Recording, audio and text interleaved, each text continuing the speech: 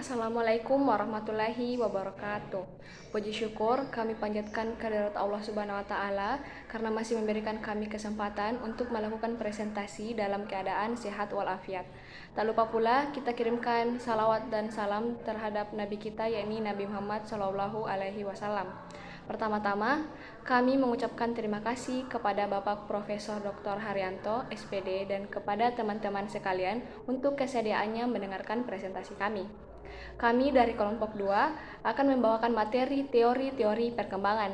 Namun sebelum itu, perkenalkan nama saya Faras Dwi Larasanti dan teman-teman saya Adelia Ramadhani, Akila Rihadatulais, dan Nur Aziza. Kelompok kami akan membahas materi mengenai teori-teori perkembangan. Nah, apa sih itu teori? Mari kita dengarkan penjelasan dari teman saya Akila dan selanjutnya akan dilanjutkan dengan pemateri selanjutnya. Baik, terima kasih atas kesempatan yang telah diberikan. Perkenalkan, nama saya Akila Rihadatul Ais. Di sini, saya akan menjelaskan apa itu teori. Jadi, teori merupakan seperangkat gagasan yang saling berkaitan dan menolong menerangkan data serta membuat ramalan. Dalam pengkajian suatu pengetahuan, teori merupakan suatu hal yang mutlak yang harus dikaji terlebih dahulu untuk menjelaskan tentang sesuatu hal. Hal ini bertujuan dengan mengkaji teori yang mendasarinya. Kajian pengetahuan memiliki dasar yang kuat dalam mengaplikasikan ilmu perkembangan peserta didik di kehidupan sehari-hari. Penelaahan berbagai materi yang berhubungan dengan perkembangan peserta didik mendasarkan pada teori-teori psikologi perkembangan yang menjadi titik tolak dalam menelaah individu dalam menjalankan setiap tahap perkembangannya. Berikut ini ada berbagai macam teori yang terkait dalam penelaahan ilmu perkembangan peserta didik yang berasal dari teori psikologi perkembangan. Untuk teori pertama akan dipaparkan oleh teman saya, Faras Dwi Larasanti. Teori psikodinamika. Teori ini memandang akan pentingnya pengaruh lingkungan, terutama lingkungan yang diterima oleh individu pada awal perkembangannya. Lingkungan awal merupakan pondasi yang menjadi pijakan kuat pada tahun-tahun berikutnya. Komponen yang bersifat sosioaktif sebagai penentu dinamika perkembangan individu. Adapun dua ahli yang termasuk dalam pengkajian teori psikodinamika adalah Sigmund Freud dan Erik Erikson. Teori yang dijelaskan oleh Sigmund Freud. Dalam menguraikan teorinya, Freud mengembangkan suatu penjelasan tentang struktur dasar kepribadian. Teorinya menyatakan bahwa kepribadian tersusun dari 3 komponen, yaitu ide, ego, dan superego. Ide ada sejak lahir dan terdiri dari insting dan dorongan mendasar yang mencari kepuasan langsung tanpa menghiraukan konsekuensinya. Jika tidak dikendalikan, ide akan menempatkan individu dalam konflik mendalam dengan orang lain dan masyarakat. Unsur kedua dari struktur kepribadian adalah ego, yang mulai berkembang selama setahun pertama kehidupan. Ego terdiri dari proses mental, daya penalaran, dan pikiran sehat, yang berusaha membantu ide menemukan ekspresi tanpa mengalami masalah. Ego bekerja menurut prinsip realistis. Unsur ketiga dari struktur kepribadian adalah superego yang berkembang dari puncak kedewasaan, identifikasi dan model yang tua, serta dari masyarakat. Superego mewakili nilai-nilai sosial yang tergabung dalam struktur kepribadian dari individu. Ide dan superego sering bertentangan, menyebabkan kesalahan, kegelisahan, dan gangguan. Ego berusaha memperkecil konflik, di mana menjaga keseimbangan dari dorongan insting dan larangan-larangan masyarakat. Menurut Freud, salah satu cara orang mengurangi atau menghilangkan kegelisahan dan konflik adalah dengan menggunakan mekanisme pertahanan atau defense mechanism, yang merupakan alat yang mengubah realitas yang ada dengan tujuan untuk memperkecil sakit jiwa atau physic pain. Beberapa mekanisme pertahanan diri adalah: pertama, repression atau penekanan, berkenaan dengan dorongan hati yang tidak pantas dengan mendesaknya ke dalam pikiran tidak sadar. Dorongan ini terus menyebabkan konflik dan menggunakan pengaruh yang kuat terhadap perilaku kita. Kedua yaitu regression atau kemunduran, kembali ke bentuk-bentuk awal atau kembali pada kemampuan tahap perkembangan sebelumnya, yaitu bentuk kekanak-kanakan dari perilaku ketika menghadapi kegelisahan. Misalnya, anak yang sudah bersekolah di sekolah dasar kembali mengompol atau menghisap ibu jari. Yang ketiga yaitu submersion atau menggantikan, perilaku yang tidak disukai atau tidak layak dengan perilaku yang diterima secara sosial. Misalnya, remaja yang merasa marah dan ingin sekali memukul temannya melakukan kegiatan olahraga untuk melampiaskan rasa marah tersebut. Yang keempat yaitu displacement atau penggantian, mengubah emosi yang kuat dari sumber frustasi dan melepaskannya kepada objek atau orang lain. Misalnya, seseorang anak yang marah pada temannya kemudian melampiaskan perasaannya pada hewan peliharaannya. Dan yang kelima yaitu reaction formation atau pembentukan reaksi, bertindak yang sepenuhnya berlawanan dengan perasaannya untuk menyembunyikan perasaan-perasaan atau kecenderungan yang tidak diterima. Sebagai contoh, seseorang yang menyukai orang lain tapi justru memperlihatkan perilaku seolah-olah membenci orang yang ia sukai tersebut. Selain mekanisme pertahanan diri, Freud menekankan pentingnya masa kanak-kanak. Freud berpikir bahwa kepribadian orang dewasa ditentukan oleh cara-cara mengatasi konflik antara sumber-sumber kenikmatan oral, anal, dan kemudian alat kelamin, serta tuntunan-tuntunan realitas. Adapun tahapan perkembangan psikoseksual pada awal masa kanak-kanak menurut Freud adalah yang pertama adalah tahap oral, ialah tahap pertama yang berlangsungnya selama 18 bulan pertama kehidupan dalam mana kenikmatan bayi berpusat di sekitar mulut mengunyah, menghisap, dan menggigit adalah sumber utama kenikmatan. Tindakan-tindakan ini mengurangi tekanan atau ketegangan pada bayi. Tahap kedua ialah tahap anal, ialah tahap yang berlangsung antara usia 1 dan 3 tahun. Kenikmatan terbesar pada anak meliputi lubang anus atau fungsi pengeluaran atau pembersihan yang diasosiasikan dengannya. Dalam pandangan Freud, latihan otot-otot lubang dubur mengurangi tekanan dan ketegangan. Tahap ketiga adalah tahap palik, ialah tahap yang berlangsung antara usia 3 dan 6 tahun. Palik berasal dari kata Latin palus yang berarti alat kelamin laki-laki. Selama tahap palik, kenikmatan berfokus pada alat kelamin ketika anak menemukan bahwa manipulasi diri dapat memberi kenikmatan. Dalam pandangan Freud, tahap palik memiliki arti khusus dalam perkembangan kepribadian karena selama periode inilah Oedipus kompleks muncul. Tahap keempat ialah tahap laten, ialah tahap yang berlangsung antara kira-kira usia 6 tahun dan masa pubertas. Anak menekankan semua minat terhadap seks dan mengembangkan keterampilan sosial dan intelektual. Kegiatan ini menyalurkan banyak energi anak ke dalam bidang-bidang yang aman secara emosional dan menolong anak melupakan konflik dan tahap palik yang sangat menekan. Tahap yang terakhir adalah tahap genital, ialah tahap yang berawal dari masa pubertas dan seterusnya. Tahap ini ialah suatu masa kebangkitan seksual. Sumber kenikmatan seksual sekarang menjadi seseorang yang berada di luar keluarga. Freud yakin bahwa konflik yang tidak teratasi dengan orang tua terjadi kembali selama masa remaja. Bila teratasi, individu mampu mengembangkan suatu hubungan cinta yang dewasa dan berfungsi secara mandiri sebagai orang dewasa. B. Teori Erik Erikson. Erik Erikson merupakan penganut teori psikodinamika atau psikoanalisis dari Freud. Erikson menerima dasar-dasar orientasi umum dari Freud, namun menambahkan dasar dari orientasi teorinya mengenai tahapan psikoseksual, penekanan pada identitas, dan perluasan metodologi. 1. Tahapan perkembangan psikososial. Erikson memperluas teori dari Freud dengan mencoba meletakkan hubungan antara gejala psikis dan sisi edukatif serta gejala masyarakat budaya di pihak lain. Peran pengasuhan dan lingkungan menjadi hal yang sangat penting dalam menentukan perkembangan hidup individu. Peranan ini dimulai dari aturan atau budaya masyarakat sampai ada pola asuh orang tua.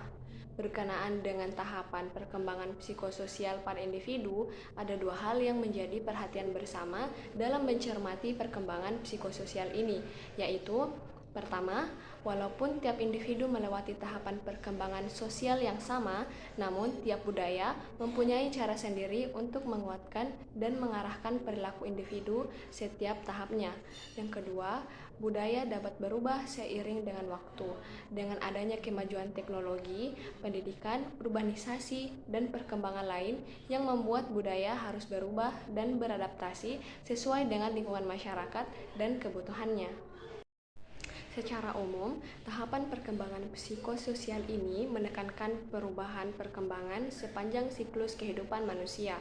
Adapun 8 tahapan perkembangan psikoseksual sepanjang siklus kehidupan manusia dijelaskan secara rinci berikut ini. A. Kepercayaan versus ketidakpercayaan atau basic trust versus mistrust. Periode perkembangannya yakni 0 hingga 1 tahun. B. Otonomi versus rasa malu dan ragu-ragu atau autonomy versus shame or doubt. Periode perkembangannya yakni tahun kedua. C. Inisiatif versus rasa bersalah atau initiative versus guilt. Periode perkembangannya yakni 3 hingga 5 tahun. D. Tekun versus rasa rendah diri atau industry versus inferiority. Periode perkembangannya yakni 6 tahun hingga pubertas. E. Identitas dan kebingungan identitas atau identity versus identity confusion. Periode perkembangannya yakni remaja hingga 10 atau 20 tahun. F. Keakraban versus keterkucilan atau intimacy versus isolation. Periode perkembangannya yakni 20 hingga 30 tahun. G. Bangkit versus tetap mendek atau generativity versus stagnation. Periode perkembangannya yakni umur 40 tahun hingga 50 tahun. H. Keutuhan dan keputusasaan atau integrity versus despair. Periode perkembangannya yakni di atas usia 60 tahun. 2. Penekanan pada identitas. Erikson selalu menekankan bahwa individu selalu mencari identitas pada setiap tahapan perkembangan.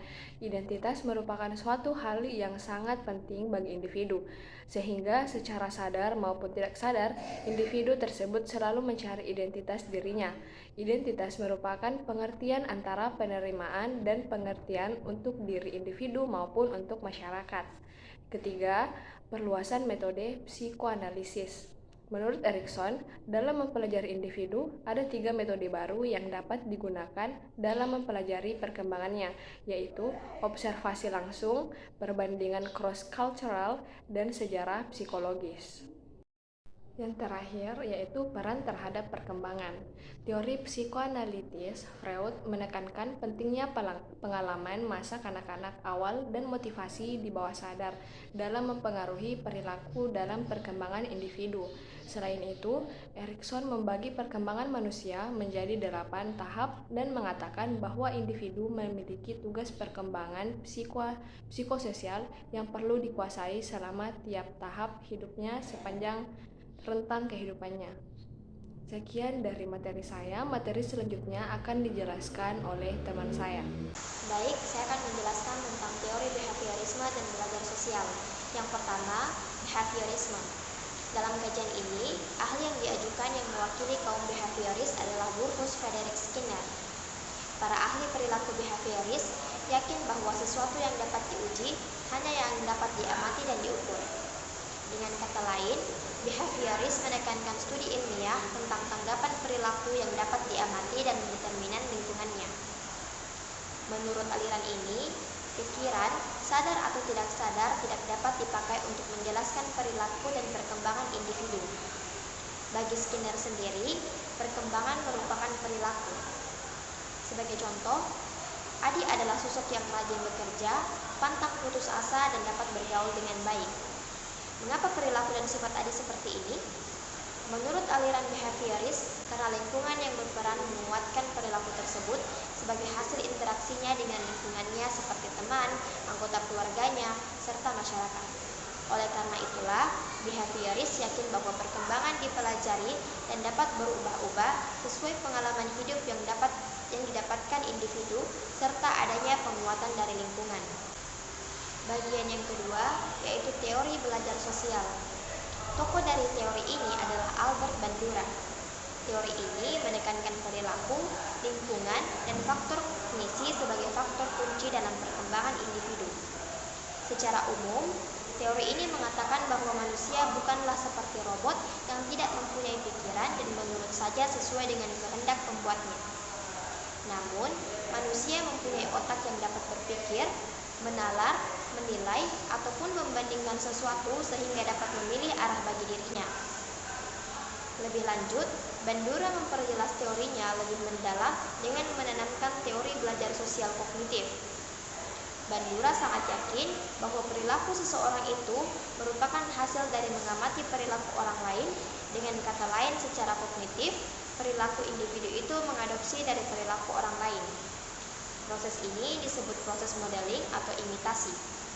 Sebagai contoh, anak yang sangat agresif dengan temannya atau selalu menyerang anak lain, baik secara verbal maupun fisik, merupakan hasil adopsi orang di sekelilingnya. Apakah itu orang tua, teman, atau tokoh-tokoh di media. Hal lain, juga secara kognitif pula kita dapat mengendalikan perilaku untuk menolak adanya pengaruh dari lingkungan. Selanjutnya, peran terhadap perkembangan. Behaviorisme menekankan peran dari pengaruh lingkungan dalam memberikan contoh perilaku. Perilaku menjadi jumlah total dari respon yang dipelajari atau yang terkondisi pada stimulus, suatu pandangan yang agak mekanistik. Menurut behavioris, pembelajaran terjadi melalui pengkondisian. Pertama, pembelajaran melalui asosiasi atau klasik, dan pembelajaran dari konsekuensi, perilaku atau operan. Adanya penekanan yang menjadi perhatian orang tua dan pendidik bahwa anak-anak belajar dengan mengamati perilaku orang lain dan dengan meniru perilaku mereka. Selain itu, ahli teori pembelajaran telah memberi banyak sumbangan untuk pemahaman tentang perkembangan manusia dengan menekankan peran pengaruh lingkungan dalam pembentukan perilaku. Selanjutnya, teori yang ketiga, yaitu teori ekologi. Pokok teori ekologi. Uri Bronfenbrenner dalam Santrok 1995 merupakan ahli yang membukakan teori sistem mengenai ekologi yang menjelaskan perkembangan individu dalam interaksinya dengan lingkungan di luar dirinya yang terus-menerus mempengaruhi segala aspek perkembangannya. Teori ekologi ini ialah pandangan sosiokultural Bronfenbrenner tentang perkembangan yang terdiri dari 5 sistem lingkungan, mulai dari pengaruh interaksi langsung pada individu hingga pengaruh kebudayaan yang berbasis luas. Kelima sistem ekologi tersebut adalah mikrosistem, mesosistem, ekosistem, makrosistem, dan kronosistem. Adapun urutan sistem tersebut sebagai berikut. Pertama, mikrosistem, yaitu kondisi yang melatar belakangi anak hidup dan berinteraksi dengan orang lain dan institusi yang paling dekat dengan kehidupannya, seperti orang tua, teman sebaya, dan sekolah. Yang kedua, mesosistem, yaitu hubungan antar dalam mikrosistem. Sebagai contoh, orang tua dan guru berinteraksi dalam sistem sekolah, anggota keluarga dan peer menjadi relasinya dalam institusi keagamaan. Pelayan kesehatan berinteraksi dengan keluarga anak dan sekolahnya. Yang ketiga, ekosistem, yaitu sistem yang berisi sejumlah kondisi yang mempengaruhi perkembangan anak, namun anak di sini tidak terlibat dalam suatu peran langsung. Sebagai contoh, karena adanya kondisi kemiskinan dalam keluarga, anak terpaksa harus bekerja untuk mencari uang dan tidak melanjutkan sekolah. Yang keempat, yaitu makrosistem, yaitu sistem yang mengelilingi mikromeso dan ekosistem dan mempresentasikan nilai-nilai ideologi, hukum, masyarakat, dan budaya. Sebagai contoh, anak Indonesia tidak sama dengan anak Amerika. Yang terakhir, kronosistem, yaitu dimensi waktu yang menuntut perjalanan setiap level sistem dari mikro ke makro. Kronosistem ini juga mencakup berbagai peristiwa hidup yang penting pada individu dan kondisi sosiokultural. Mungkin itu saja yang dapat saya sampaikan. Untuk teori selanjutnya dilanjutkan oleh teman saya atas nama Narsisa. Materi selanjutnya yaitu teori humanistik. Humanistik teori telah dilukiskan sebagai angkatan ketiga dalam psikologi modern. Teori ini menolak determinisme Freud dari insting dan determinisme lingkungan dari teori pembelajaran. Pandangan humanistik menyatakan bahwa manusia adalah agen yang bebas dengan kemampuan superior untuk menggunakan simbol-simbol dan berpikir secara abstrak. Ada 3 tokoh terkemuka psikologi humanistik, yaitu Carl Buchler, Abraham Maslow, dan Carl Rogers. Ada beberapa bagian dari teori humanistik ini. Yang pertama yaitu Buchler atau teori tahap perkembangan. Carl Buchler, seorang psikologi Wina, adalah ketua pertama dari Asosiasi Psikologi Humanistik. Buchler menolak anggapan dari para psikoanalisis bahwa pemulihan homeostasis psikologis melalui pelepasan ketegangan merupakan tujuan dari manusia. Menurut teori Buchler, tujuan real atau nyata dari manusia adalah pemenuhan yang dapat mereka capai dengan pencapaian atau prestasi dalam diri mereka dan di dunia. Yang kedua, Maslow, teori hierarki kebutuhan. Abraham Maslow adalah salah satu tokoh paling berpengaruh dalam psikologi humanistik. Dilahirkan dalam keluarga Yahudi Ortodok di New York. Ia memperoleh gelar PhD dalam psikologi dari Columbia University di tahun 1934. Menurutnya, perilaku manusia dapat dijelaskan sebagai motivasi untuk memenuhi kebutuhan. Maslow menyusun kebutuhan manusia menjadi 5 kategori, yaitu kebutuhan fisiologis, kebutuhan keamanan, kebutuhan akan cinta dan kepemilikan, kebutuhan penghargaan, dan kebutuhan aktualisasi diri. Menurut pendapat Maslow, urusan pertama kita sebagai manusia adalah untuk memenuhi kebutuhan dasar untuk hidup, yaitu makanan, air, perlindungan dari bahaya. Hanya jika kebutuhan tersebut terpenuhi, maka kita bisa mengarahkan energi kita pada kebutuhan manusia yang lebih eksklusif, seperti cinta, dukungan, dan belonging. Yang ketiga yaitu Rogers, teori pertumbuhan personal. Carl Rogers dibesarkan dalam keluarga yang sangat religius di daerah Midwest dan menjadi pendeta Protestan yang lulus dari Union Theological Seminary di New York. Rogers mengajarkan bahwa masing-masing dari kita adalah korban dari conditional positive regard atau memberikan cinta, pujian, dan penerimaan jika individu mematuhi norma orang tua atau norma sosial yang orang lain tunjukkan kepada kita. Rogers mengajarkan bahwa individu yang sehat, orang yang berfungsi sepenuhnya, adalah orang yang telah mencapai keselarasan antara diri yang real dan diri yang diciptakan atau yang diidamkan. Suatu situasi yang menghasilkan kebebasan dari konflik internal dan kegelisahan. Dan yang terakhir yaitu peran terhadap perkembangan.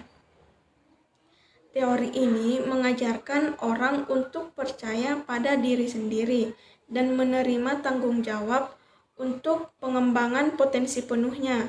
Humanis juga menekankan bahwa orang memiliki kebutuhan manusia yang nyata yang harus terpenuhi untuk pertumbuhan dan perkembangan. Selanjutnya ada teori etologi. Teori etologi ini juga memiliki beberapa bagian. Yang pertama yaitu Lorentz atau imprinting. Etologi menekankan bahwa perilaku adalah produk dari evolusi dan ditentukan secara biologis. Konrad Lorenz merupakan ahli etologi peraih hadiah Nobel. Meneliti pola-pola perilaku dari kawanan angsa dan menemukan bahwa anak angsa terlahir dari insting untuk mengikuti induknya. Perilaku ini ada sejak lahir dan merupakan bagian dari insting mereka untuk bertahan hidup. Lorenz juga menemukan bahwa jika anak angsa tersebut ditetaskan dalam inkubator, mereka akan mengikuti benda yang pertama bergerak yang mereka lihat, yang mempercayai benda itu sebagai induknya. Lorenz menyebut proses ini sebagai imprinting, yang meliputi pengembangan kasih sayang yang cepat pada benda pertama yang dilihat. Yang kedua yaitu bonding dan attachment theories. Bonding adalah pembentukan hubungan yang erat antara seseorang dan seorang anak.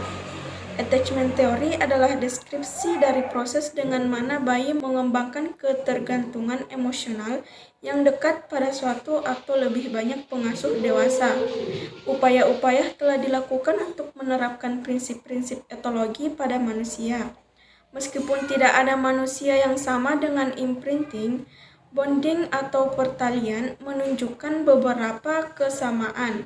Ada beberapa bukti menunjukkan bahwa kontak orang tua bayi selama jam-jam dan hari-hari pertama kehidupan adalah penting bagi hubungan orang tua anak selanjutnya. Yang ketiga yaitu Hinde atau periode perkembangan sensitif.